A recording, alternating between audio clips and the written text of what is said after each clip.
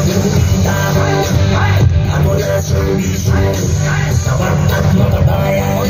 po, kumusta na po kayo? Ito po, gusto ko pakilala sa inyo yung aking bunsong anak na si Eman. Eman, meron ko isang gustong sabihin sa mga taga San Nicolas. Magandang gabi po sa inyo lahat. Ako po ay si Emmanuel Pascual, bunsong anak ni Congressman Pascual. May gusto ko silang sabihin at ito ay naiwanan sa akin. Siya po isang mabait at mag-aaral na tao. Inspirasyon ko po siya at ng ibang tao. Sigurado po ako na mamahalin niya po kayong lahat tulad po ng pagkakamahal niya sa amin. Binabalance niya rin po yung pangangailangan na maging magaling na congressman at tatay. Huwag niyo pong lahat kalimutan, iboto po si Congressman M. Pascual, Mayor Joy Pascual at Vice Mayor Max Pascual. Maraming salamat po.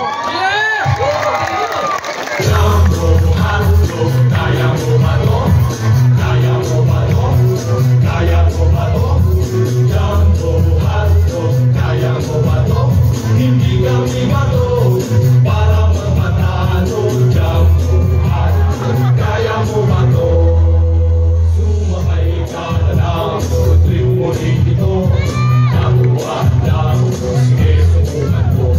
Diretso lang, sige itoda mo. Ipakita mo na kayang-kaya mo.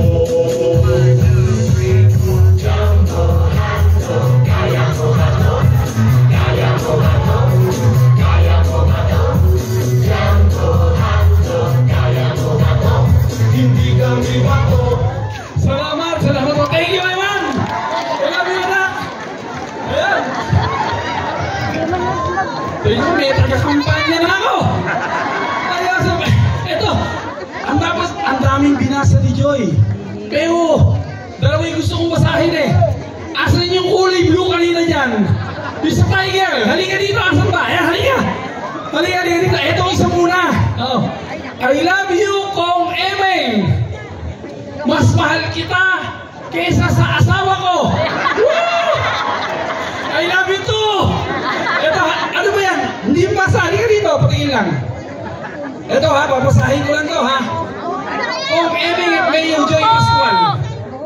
Maraming salamat sa lahat ng tulong na inyong kaloob. Sana noon pa kayo dumating sa mga Batang Yapan at ikapat na distrito. Kaya kayo, Dr. Vlogger, Ellen Nagago, Rudy Palito, mamatay kayo sa inggit, umatras na kayo! Thank you! Oy, binasa ko lang ha! Tingnan mo ha! Napakasaya natin dito. Kusang loob kayo nagpunta dito.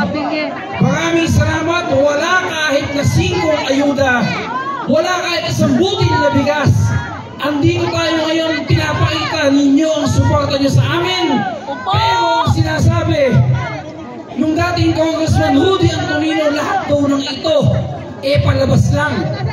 Lahat daw na ito, hindi, yung daw mga tagapuli na yan, yung mga susulat nyo na yan, nakakad na yan, kami daw ang may gawa at ibinibigay namin sa inyo. Totoo ba yan? Palibasa, hindi kayo pinapansin ng mga tao. Mayroon daw direktor dito. May direktor at milyon daw ang inuubos namin. Kaya nga ito, ha, para sa kaalaman ni dating Congressman Rudy Antonino, gusto ko malaman mo, walang namamagitan na kahit ano ditong ayuda, hindi pegi ito. Talagang mahal kami ng tao. Kaya mamatay kasi ingit. Kaluloko, alam po ninyo, ala naman silang ginawa kung di manira eh. Kanina, ang daming pinaliwanag ni Mayor Joy kung ano-ano, pati ba naman yung sapatos, medyas, ang dami niyang pinaliwanag. Pero ano sinasabi ng kabila? Ang sabi po nung asawa ni Dr. Vlogger, wala daw ginawa si Mayor Joy dito sa Japan. Sino nagsasabi nun? Isa pong taga San Leonardo na walang alam sa buhay natin dito sa lungsod ng Japan. Sabi ko nga sa ibang bayan, huwag po kayong maniwala dyan. At kung po pwede, hilingin nyo sa kanila, pag nagpunta dito, huwag babanggit ng pangalan Emeng Pascual. Dahil pag hindi nila binanggit ang pangalan ko, wala silang pwedeng sabihin. Bakit po dito sa Gapan? Ba't hindi ang gawin nila? Magpunta dito sa Nicolas. Makipag-usap sa mga tao. Magpa-meeting sila ng ganito, imbitahan kayo. Sabihin nila kung ano ginawa nila at gagawin nila. Atin ba kayo sa meeting nila? O, pinan nyo nga. Kaya, wala Ang ginagawa po nila ngayon, nag-house to house. Pagka po nag-house to house, ano nangyayari? Pag di mo kinamayan, inaaway ka, kita mo sa balante. Hindi mo kinamayan, inaway ng inaway, binalikan pa ni Betong may katok ng gabi. Inaway pa! Kaya ito pong linggong to, pupunta dito sa San Nicolas. Tingnan nyo, nanggaling ng, O maglalaban na lang daw sila. Hindi lang harapin. Nagpunta nga po sa Mahipon. Nagpunta po sa Mabura. Parang meron na naman COVID, parang ECQ. Walang tao sa kalsada. Ngayon napayo ko sa mga taga San Nicolas, ang gawin po ninyo, kung sila ay pupunta dito, ang gawin po ninyo, kamayan nyo na lang agad kung nakita kayo. Hindi na kayo awayin. Pero, pag hindi pa kayo nakikita, ang gawin po ninyo, pumasok kayo sa bahay, sa kanyang bahay nyo, pagtaguan nyo na lang. Maraming papala sa palayan. Ano po ba ang dapat sa isang kumakandidato? Dapat, pag lalaho ka sa politika, may prinsipyo ka. Hindi pwede magpapayagalan ng COC. Ano yung prinsipyo na yun? Yung prinsipyo na dapat may mabago sa bayan na nilalabanan mo. Ano ba baguhin mo pagka lumaban? Gusto mo bang magbalik na naman yung paniningil sa mga tricycle driver, pang-isa? Tanggalin na naman yung mga ayuda sa mga senior citizen at kung ano-ano pa? Pansinin po ninyo, mga kababaryo dito sa Barangay San Nicolas, anong panahon yung pinakamagulo dito sa Barangay San Nicolas na napakadaming pinapatay? Panahon ng natividad.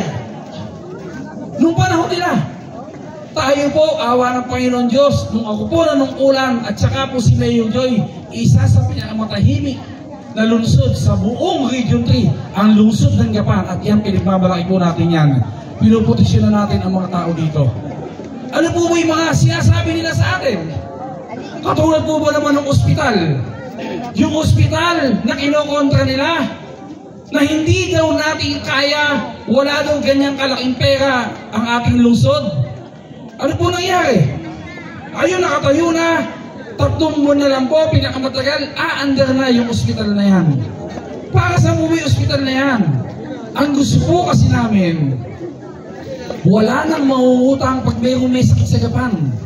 Wala nang magsasanla at wala na po magtitiis sa bahay na may karamdaman ng pamilya nyo, hindi nyo maipagamot dahil wala tayong pera. Kaya yung ospital po na yan, kapag natapos, lahat po kayo, sinisinat pa lang, magpakumpay na kayo, liboy lang yan. Aba, subukan ng mga senior citizen na ubuhin ng konti, ICU agad kayo. Karapatan po natin yan at kaya natin. Alam niyo ba na ayaw nilang mangyari yung mga proyekto na yan? Kaya ayaw nilang mangyari yung mga proyekto na yan kasi po napapahiya sila. Ba't sila napapahiya? Kasi po, yung perang hawak ng pamilya nila, nung sila ang nanunungkulan dito, parehong-pareho lang ng pera na hawak ngayon ni Mayor Joy. Same amount of money. Ang tanong ko, naramdaman ba natin? Nakita ba natin na ganito pala kadami ang lungsod ng Gapan? Kung hindi pa ako sumubok, kung hindi pa ako nagbakasakali na mag-mayor ng Gapan, hindi natin makaramdaman yun. At ngayon, bakit sila bumabalik? Ang katuwiran ng nanay, kaya daw siya kumandidato, gusto daw niyang palayain ang mga tao sa lungsod ng Gapan. Nakakulong ba kayo? Pipiyansahan ko kayo. Tinatakot po ba namin kayo? Kung magkwento sila, palalayain, babaguhin ang sistema sa Gapan. Ano babaguhin mo? Yun naman pong isa, yung anak naman ng lumabang vice mayor ngayon, na tinambakan ni Mayor Joy noong 2022 lumabang mayor. Alam niyo gusto, tatanggalin daw ang pensyon ng mga senior citizen. Ibabalik daw yung pondo sa Chinelas Festival. Naalala nyo, nung mayroong Chinelas Festival, ano ginagawa nila? Yung malaking chinelas, lalagyan ng bulaklak. Susundan ng musiko, ginagawang santo ang chinelas. Ba, kami nga sinasabi ni Joy, ikaw Kuya Emeng, binigay mo sinyo, 700 lang. Ako 3,000, mas magaling ako sa'yo. O sige, mas magaling nga sa akin pagdating sa senior. Pero yung pinalitan ko, Joy, kahit piso, walang binibigay sa mga senior citizen. Yung pamilya natin bilad na yan. Ibig tanggalin yung 3,000 para sa inyo. Alam niyo ba pangarap namin sa mga senior? Mag 5,000 pa. Tapos tatanggalin nila. At pag umandar ang solar, na ginagawa pinakamalaking solar sa buong mundo, andito po sa Gapan, ang balak na namin, 7,000 pa sa senior Tapos tatanggalin nila. Huwag tayong boboto sa maitim ang balak, doon na tayo sa maputi ang balak. Ang maputi, si Vice Mayor Max Pascual. Pinoprotesta. Kaya pinoprotesta, doon sa Comelec po, pinapadisqualify 2 beses. Na-dismiss nung una, nag-motion pa sa NBank. Buti na lang po na-dismiss. Ba't di-dismiss? Alam niyo yung katimiran. Kaya po, pinapadisqualify si Max. Ba't daw ang puti-puti? Yun ang katimiran. Sasabihin pa ni Eran, ba't daw iboboto hindi lang sa pinanggalingan? Ipinanganak po dito sa Cabanatuan. Nagpaanak si Dr. Zamora. Nag-aral, magmula po elementary, mula kinder hanggang ngayon po. Dito po sa Gapan nag-aaral yan. Hindi nga na, kadalang nga po mag-abot Ba't di sila lumaban ng parehas? Ba't hindi ang gawin niya? Lumakat siya, damihin niya ang damdamin ng tao. Magpaliwanag sila, ano ba ginawa nila at balak nilang gawin?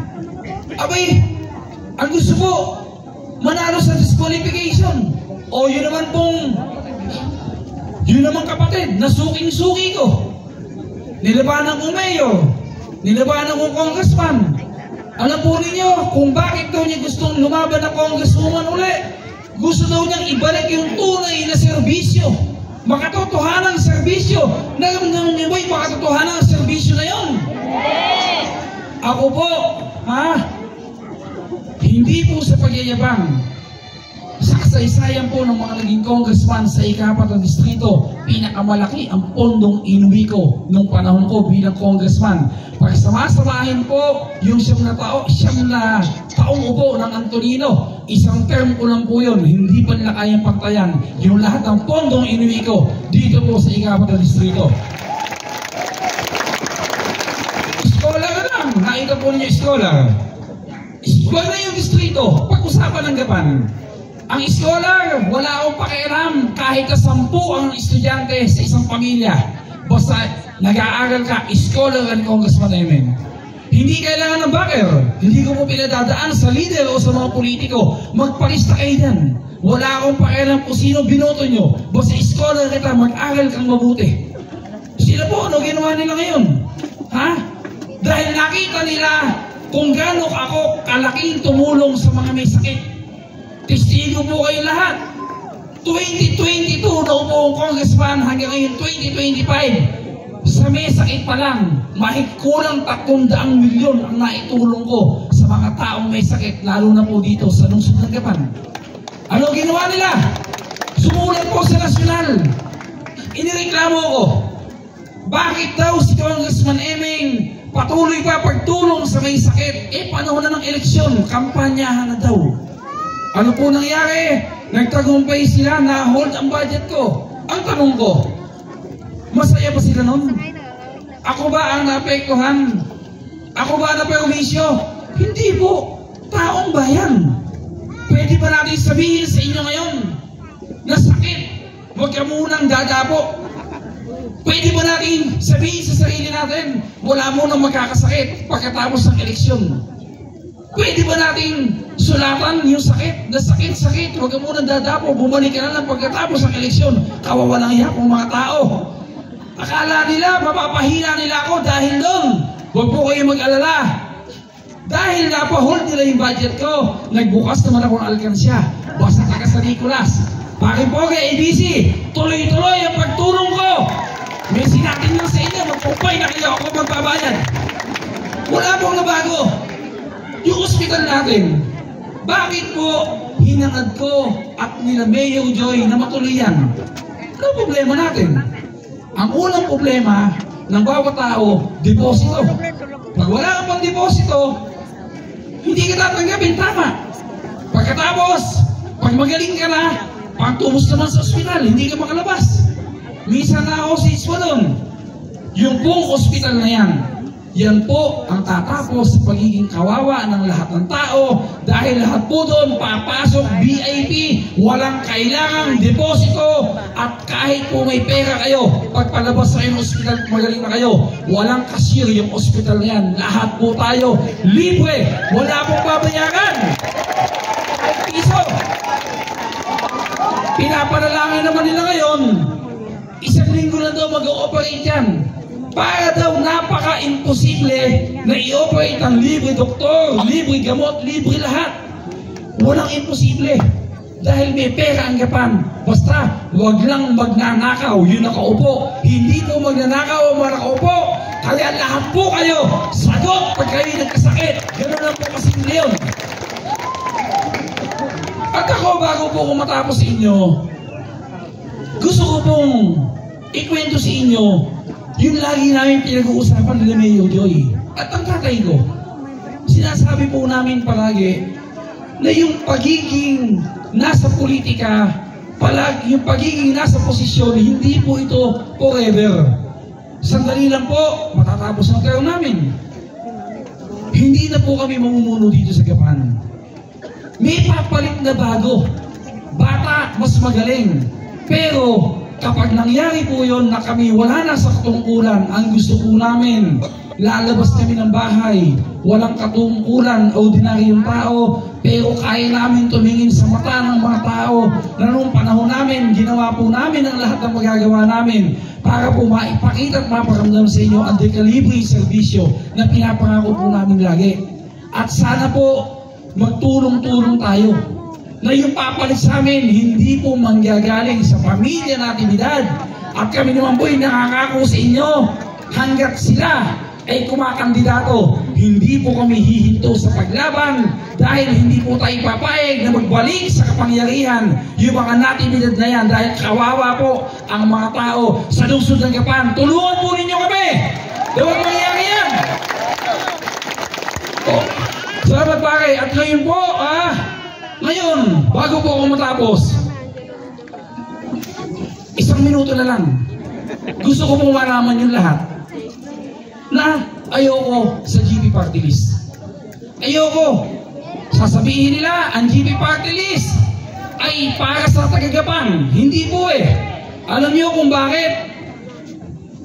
Yan po si GP. Kinausap ko sa Maynila. Nagkita kami sa Congress. Ang sabi ko sa kanya, huwag mo nang palabanin si Doktora. Dahil pinapangako ko niyang babayaran yung lupa. Lumaban lang sa akin. Pinalaban pa din. Okay na po sa akin yun. Alam problema, ganun talaga. Ang pinakamasama po, kinukuha niya na nominee si Antonino. Kinausap ko na naman siya. Ang sabi ko, GP, huwag mong kuning nominee sa party list mo si Rudy Antonino. At po kawalang yan ang ginagawa sa amin yan. Wala na sa matinong pag-iisip. Wawalang yain kami. Ano po ginawa niya? Sabi niya, sige kong Eming, hindi ko kukunin yan. Ngayon po, andun, number 2 pa yata na nominee. Tanungin ko nga kayo, kung kayo ba nasa kalagayan ko, iboboto niyo GP Party List? Huwag po natin iboboto ang GP Party List dahil kapag nakikita ko ang GP Party List, pagmumuka ni Antonino ang nakikita ko. Si GP wala kami problema eh. Ang totoo po nun, nababaitan ako sa kanya. Nag-uusap kami. Sinasabi ko sa kanya, GP, Kausapin natin ang mga mayor sa ika-4 na distrito. Sabihin natin, wala nang pwedeng pumasok na party list sa distrito. Isulit natin ang GB. Para umangat ang boto mo, tingnan po ninyo.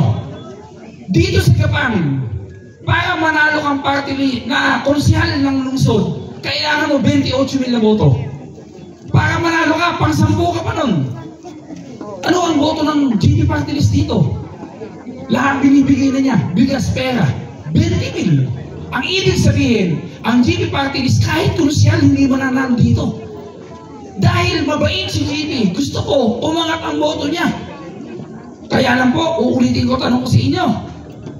Kapag nakikita ko ang GB party list, nakikita ko pagmumukha ni Antonino, magpalit tayo ng kalagayan, iboboto niyo ba GB party list? Wag po nating iboboto ang GB party list. Nakikiusap po sa inyo dahil bawat boto na ibibigay natin sa GB party list, si Antonino ang binoboto ninyo. Huwag yung boboto yan. Dahil pag binoto niya yan, para nyo ng binoto si Rudy Antonino, nawawalang hiyain lang tayo dito sa Gapan. Yun lang po. Sana po naunawaan niyo ako. Ha? Magtaas ang kamay ang hindi boboto sa GB party list. Oh, yan ang napala mo, GB. Pinagpalit mo ako kay Antonino na may katok. Oh, yun lang po. At ako, gusto ko pong magpasalamat. Yung pong nanindigan sa akin noong 2016, yung pong pinaglaban ako sa barangay San Nicolas, yung para pong kapatid, tingnan nyo, ABC, galing dito sa barangay San Nicolas, si Kapitan Poge. Pare, maraming salamat sa'yo. Hindi na napansin gano'ng kalakas sa akin ng San Nicolas. Ha? Yung sinasirang Konsyal Cesar Tolentino, kinuha ko po, gusto ko may konsyal dito. ABC, galing na San Nicolas. Si Konsyal Jerry Manchas, hindi na nag-apply sa akin. Ang dami pong nakapila. Pero pinuntahan ko siya ng personal. Sabi ko, Kuya Jerry, mag-konsyal ka, sumama ka sa amin. Mahal po kasi namin ng San Nicolas.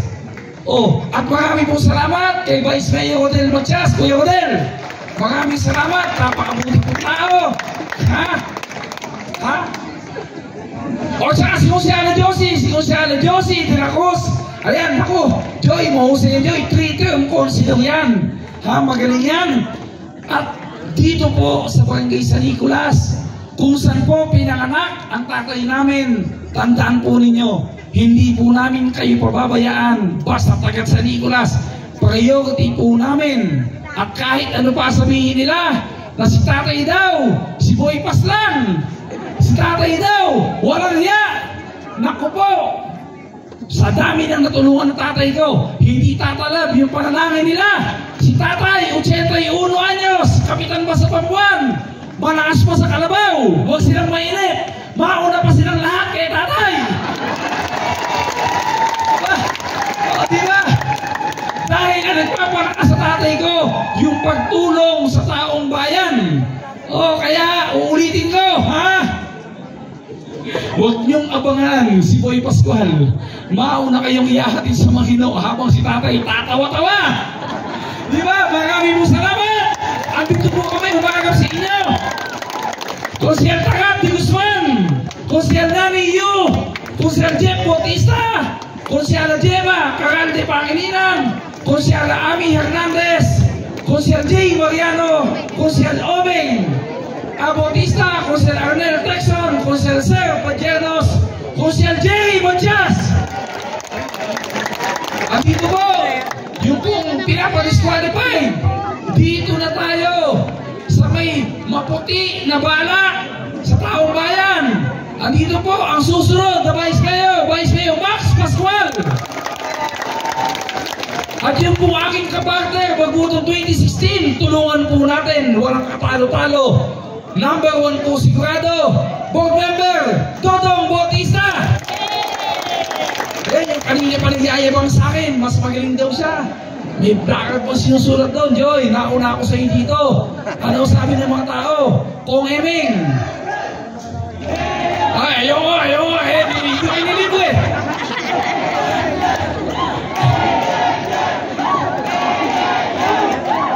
Joy, inaalo ka lang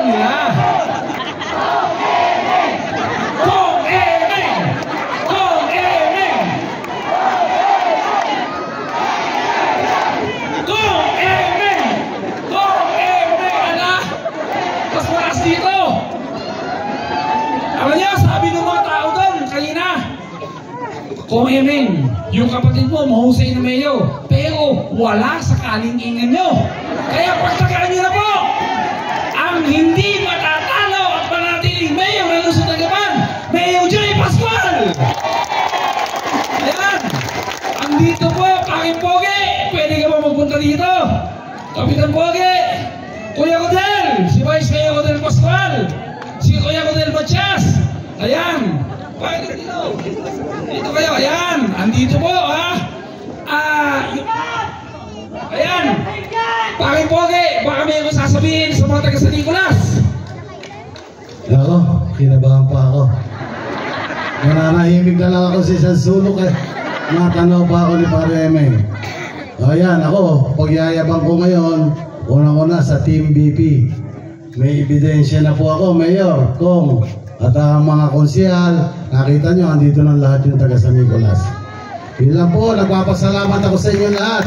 At isang magandang gabi po sa inyo lahat, mga kabarangay ko. Ilan daw po ay makukuha ng kalaban? O, 0 pala, Mayor. Sabi ko sa inyo kanina, pilado. 0 pa pala. O kaya mabuhay ang Team BP. Palakpakan po natin silang lahat. Ayan, andito naman po si Vice Mayor Rodel Matias, Kuya Rodel. Hindi na ata ako marunong magsalita. Magandang gabi po sa inyo lahat. Magandang gabi po.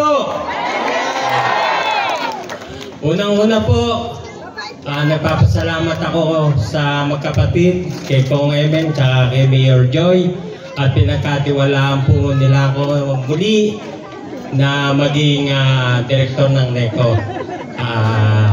Yun po ay isang pasasalamat sa Team BP at pinagkatiwalaan muli po ang inyong kababayan at kababaryo. Sana po sa eleksyon natin, huwag nating kalilimutan ng Team BP. Solid po. Iboto po natin silang 14. Maraming salamat. Kung ano po ang ginagawa niyong pagboto sa amin nung araw, nung pagsunod sa amin nung kapitan kami at naging Vice Mayor, sana po ganun din ang ibigay niyo sa kanilang lahat. Maraming salamat po sa inyo lahat.